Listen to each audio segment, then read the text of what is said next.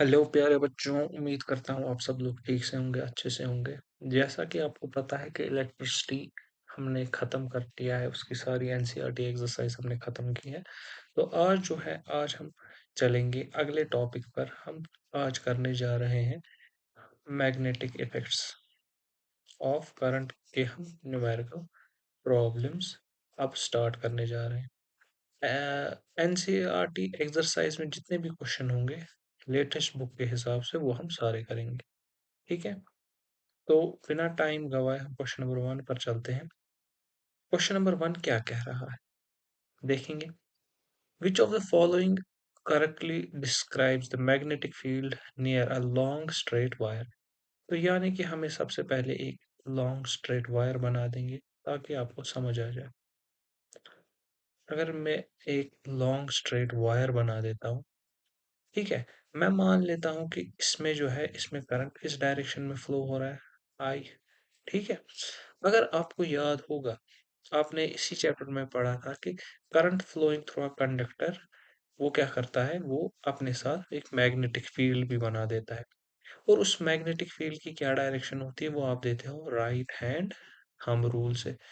ठीक है, तो कहीं ना कहीं आप समझ पा रहे होगे कि करंट की जो डायरेक्शन होगी वो इस तरीके से होगी। ठीक है, इस तरीके से होगी। और ये किस शेप का मैग्नेटिक फील्ड है, अगर आप देख पा रहे हो, ये जो, क्योंकि अगर आप करंट की डायरेक्शन में ऐसे अपना थंब रखोगे तो आपके फिंगर्स तो ऐसे ही कर्ल होंगी। जब ये कर्ल होंगी, आप समझ पा रहे हो कि कॉन्सेंट्रिक सर्कल्स बनेंगे, यानी ऐसे सर्कल्स जिनका सेंटर सीधे वायर होगा। यानी कि इनमें से कौन सा ऑप्शन ठीक होगा, ऑप्शन डी ठीक होगा। ठीक है, उम्मीद करता हूँ आपको अच्छे से समझ आ गया होगा। कॉन्सेंट्रिक सर्कल्स बनेंगे, तो या तो आप डायरेक्शन करंट पे डिपेंड करते हैं। अगर करंट ऐसे चल रही होगी तो उल्टा बनेगा, लेकिन दोनों केस में होगा क्या, कॉन्सेंट्रिक सर्कल्स ही बनेंगे। उम्मीद करता हूँ आपको समझ आ गया होगा। हम चलेंगे क्वेश्चन नंबर टू पर। क्वेश्चन नंबर टू ये रहा। अब मान लेते हैं आपको एक चीज पता है कि शॉर्ट सर्किट क्या होता है। शॉर्ट सर्किट आपने देखा होगा, जब कभी कभार क्या होता है, आपकी जो गाड़ी की वो बैटरी होती है, उसके ये दो टर्मिनल्स मैं मान लेता हूँ, ये बनी आपकी गाड़ी की बैटरी। कभी कभार अगर इसमें से वायर है, इसमें से वायर है, अगर इनको गलती से भी आपको आपस में टच हो जाता है, अगर इनको टच हो जाता है तो आपको एक स्पार्क नजर आती है। यानी कि स्पार्क कैसे जनरेट हो जाती है, जब दो वायर्स बिना किसी रेजिस्टेंस के साथ ही जुड़ जाए। यानी कि मैं अगर ये एक सर्किट बना लेता हूँ, इसमें मैं एक रेजिस्टेंस लगा देता हूँ, तो ओम्स लॉ इस पे वैलिड है। V is equal to I R. अब अगर ये R जो है आपका जीरो हो गया, ठीक है, मैं कह रहा हूँ ये R जो है ये जीरो हो गया। अब हमें किसकी बात करनी है, हमें करंट की बात करनी है, सवाल वाला कह रहा है। ठीक है, तो हम करंट किसके बराबर होगा, करंट होगा V बाय आर। अब मेरी बात सुनना, जब ये R ही आपका जीरो हो जाएगा तो ये तो V बाय जीरो बन जाएगा। V बाय जीरो तो इन्फिनिटी होता है या नॉट डिफाइंड होता है, यानी आपकी जो करंट है वो इन्फिनिटी बन जाएगी, यानी बहुत ज्यादा इंक्रीज होगी। मैं इसको जीरो जब करूंगा तो इसमें से जो करंट है वो इन्फिनिटी हो जाएगी, यानी कि वो बहुत ज्यादा इंक्रीज हो जा रही है, यानी ऑप्शन सी। उम्मीद करता हूँ आपको अच्छे से समझ आ गया होगा। हम क्वेश्चन नंबर थ्री पर चलते हैं। ये रहा क्वेश्चन नंबर थ्री। इस क्वेश्चन को देखेंगे, कह रहा है the field at the centre of a long circular coil. तो सबसे पहले हम एक कॉइल बना लेते हैं, ब्राउन कलर से बनाएंगे। ये कुछ इस तरीके से हम कॉइल बना लेते हैं।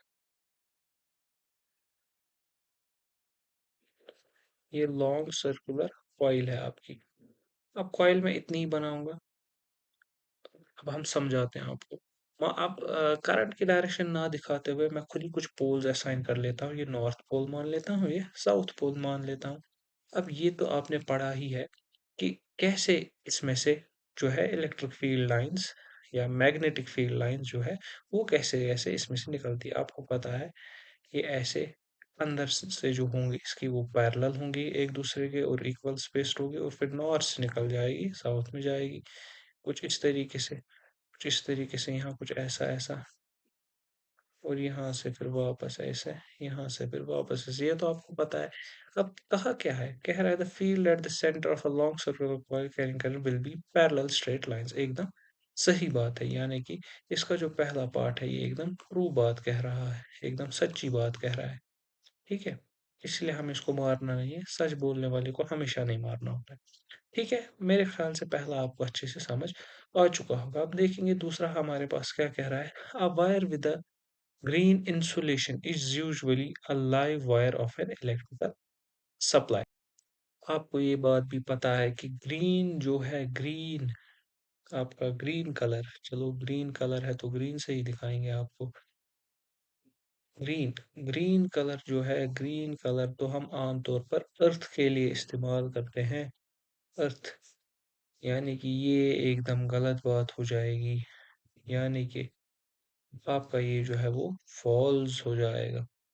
ठीक है, क्योंकि ग्रीन हम आमतौर पर अर्थ के लिए इस्तेमाल करें, ये कह रहा है कि लाइव वायर होती है। लाइव वायर तो यूजुअली शायद, जितना मेरा अंदाजा है कि वो रेड कलर की होती है। ठीक है, उम्मीद करता हूँ आपको ये क्वेश्चन भी अच्छे से समझ आ गया होगा। क्वेश्चन नंबर 4 पर हम चलते हैं। अब ये तो आपके थ्योरी का सवाल है, आप कैसे कैसे अपने इस फील्ड को जनरेट कर सकते हो। ठीक है, आपका फेवरेट रेड कलर वापस आ गया। अब दो मेथड, या तो आप इसमें से क्या कर सकते हो, कुछ मेथड्स पे मैं बात कर सकता हूँ। या तो आप परमानेंट परमानेंट या इलेक्ट्रोमैग्नेट्स का इस्तेमाल करोगे। ठीक है, परमानेंट या इलेक्ट्रोमैग्नेट से आप ये आराम से जनरेट कर सकते हो। या आप क्या कर सकते हो, या आप कॉइल लगा सकते हो, सीधे एक कंडक्टर लगा सकते हो। कंडक्टर, लेकिन पर्टिकुलरली मैं कॉइल की बात करूंगा। कॉइल क्यों, कॉइल का मैग्नेटिक फील्ड थोड़ा ज्यादा अच्छा होता है, इस वजह से आप मैग्नेटिक फील्ड प्रोड्यूस कर सकते हो। यानी कि या तो आप परमानेंट या इलेक्ट्रोमैग्नेट से आप जनरेट करोगे, या तो आप कंडक्टर या कॉइल से जनरेट कर सकते हो। तो मेरे ख्याल से ये सवाल पे आपको समझ आता है, आपको समझ आता है। क्वेश्चन नंबर 4 भी इसी के साथ आपका कंप्लीट हो गया। अब हम नेक्स्ट क्वेश्चन पर चलते हैं, क्वेश्चन नंबर 5। क्वेश्चन नंबर 5 क्या कह रहा है, कह रहा है when is the force experienced by a current carrying conductor placed in the field largest। ये लार्जेस्ट जो फोर्स है, आपको अगर याद होगा वो फोर्स जो है वो क्या होता है, वो होता है ILB।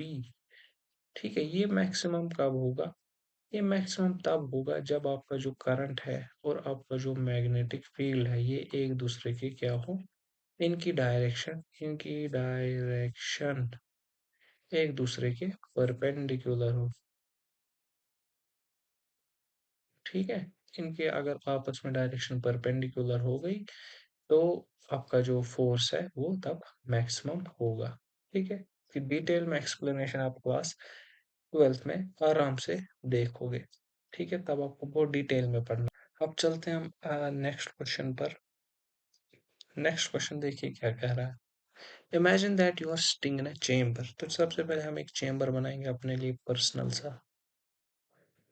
ये बन गया हमारा पर्सनल चेम्बर। और कह रहा है सिटिंग इन अ चेम्बर, तो हम खुद को बिठाएंगे भी इस चेम्बर में। ठीक है, कुछ इस तरीके से हम बैठे हैं, ये हम बैठ गए इस चेम्बर में, हमारी बाजू है कुछ इस तरीके से। तो अच्छा, an electron beam moving horizontally from back wall towards front wall. तो बैक वॉल कौन सी होगी, फ्रंट वॉल कौन सी होगी, हम बैक इसके साथ है, तो ये बैक वॉल होगी, बैक वॉल। और ये हमारी हो जाएगी फ्रंट वॉल,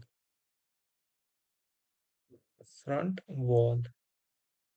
ठीक है, अब क्या बता रहा है, कह रहा है an electron beam is moving horizontally from back wall towards front wall. Back wall से फ्रंट वॉल की तरफ जो है इलेक्ट्रॉन बीम आ रही है, यानी कि इलेक्ट्रॉन बीम कुछ इस तरीके से चल रही है। तो इसकी वजह से जो करंट चलेगी वो कुछ इस डायरेक्शन में चलेगा, क्योंकि हमें पता है कि direction of current, conventional direction of current is opposite to that of flow of electrons, यानी करंट कुछ इस तरीके से चलेगी। मेरे ख्याल से यहाँ तक कोई परेशानी वाली बात नहीं होनी चाहिए। अब अगर करंट यहाँ से चलेगी, अब देखो आगे क्या कह रहा है, is deflected by strong magnetic field to your right side. अब देखो मैं अगर बैठा हूँ, ये अगर मैं हूँ, ठीक है, आपको पता है मेरा राइट साइड तो ये वाला आएगा, राइट साइड। तो यानी कि मेरी जो राइट ये वाली बाजू जो होगी मेरी, ये है राइट आर्म। ये मैंने क्या लिख दिया, ये है मेरी राइट आर्म। राइट आर्म यानी इस आर्म की तरफ वो डिफ्लेक्ट हो जाएगा, यानी अंदर की तरफ, अंदर की तरफ वो डिफ्लेक्ट हो गया। अब मेरी बात सुनना, जो एक इलेक्ट्रॉन होता है, फ्लेमिंग के लेफ्ट हैंड रूल के हिसाब से, ठीक है, उसका लेफ्ट हैंड रूल क्या था, कुछ इस तरीके से था, ठीक है, यहाँ पर एक हम हुआ करता था, ये आपका क्या होता था, ये होती थी करंट, ठीक है, ये होता था मैग्नेटिक फील्ड, उल्ट इसको बी से दिखा देते हैं, ज्यादा बेहतर रहेगा। और ये क्या होता है आपका, ये होता है फोर्स। अब मेरी बात समझना, अगर ये एक इलेक्ट्रॉन के बदले ये एक प्रोटॉन होता, इलेक्ट्रॉन के बदले अगर ये एक प्रोटॉन होता, तो अगर ये डायरेक्शन है फोर्स की, तो प्रोटॉन भी इसी डायरेक्शन में चलता। लेकिन अगर ये अब इलेक्ट्रॉन की बात हो रही है, अगर डायरेक्शन फ्लेमिंग के रूल से ये आती है, तो इलेक्ट्रॉन मतलब उल्टा चलता है उसके। अब देखो, यानी कि अगर ये अंदर की तरफ चल रहा है, ये इलेक्ट्रॉन है, यानी कि इस पर जो फोर्स है फ्लेमिंग के रूल के हिसाब से वो यहाँ की तरफ आएगा। मेरे ख्याल से आप समझ गए कि अंदर की तरफ इलेक्ट्रॉन गया है तो बाहर की तरफ आएगा। देखो वो अंदर की तरफ गया है तो बाहर की तरफ, अब अंदर बाहर तो मैं बना नहीं सकता हूँ, तो मैंने ऐसे अप डाउन बना दिया। ठीक है, अब मेरी बात सुनना, अगर ये है आपका फोर्स, मैं रेड पेन से दिखा देता हूँ आपको, अगर ये है आपका फोर्स और ये है आपकी करंट, तो आप खुद ही बोलिए फ्लेमिंग के रूल के हिसाब से कि आपके डायरेक्शन जो है मैग्नेटिक फील्ड की वो कैसे होगी। आप जैसे ही लगाएंगे आपको समझ आएगा कि जो फील्ड की डायरेक्शन होगी वो अंदर की तरफ होगी। वही आपको यहाँ पर पूछी गई है, what is the direction of the magnetic field. उम्मीद करता हूँ आपको ये अच्छे से समझ आ गया होगा, यानी कि इसकी जो डायरेक्शन होगी वो होगी परपेंडिकुलर और होगी इनवर्ड्स, इनवर्ड्स, इनवर्ड, ठीक है। उम्मीद करता हूँ आपको अच्छे से समझ आ चुका होगा। ये जो होती है ये हमारी इनवर्ड की सिंबल होती है, अंदर की तरफ वाली सिंबल, ठीक है। तो मेरे ख्याल से आज के इस वीडियो में इतना काफी है। नेक्स्ट वीडियो में हम बाकी के इसके क्वेश्चन करेंगे और नेक्स्ट वीडियो में ही हम ये कंक्लूड कर देंगे। उम्मीद करता हूँ आपको अच्छा लगा होगा, मजा आया होगा, ठीक है। तो मिलते हैं नेक्स्ट वीडियो में। Thank you.